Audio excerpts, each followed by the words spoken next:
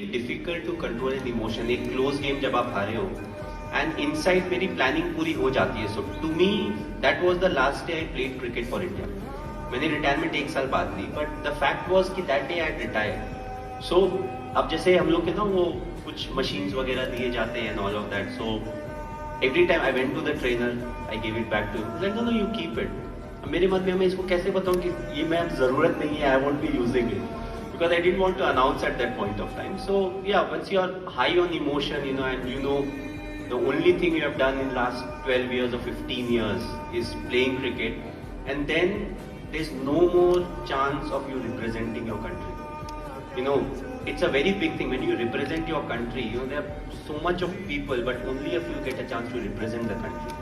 And sports person, they have that thing.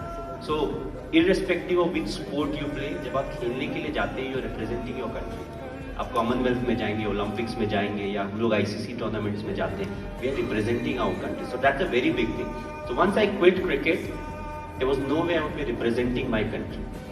I'm an Indian citizen and all of that, but to represent, to bring some glory for the country back. So all those things, you're high on emotion at that point.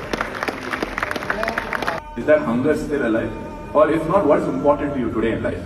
So, right from the start, I was not into that people should remember me as a good cricketer. I always said, I want to be remembered as a good human being. And if you want to be a good human being, it's a process till you die.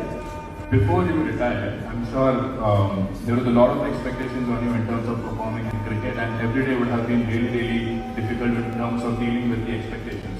But now that you've retired, One second, retired from international cricket. Correct करना जरूरी है भाई. Hello. CSK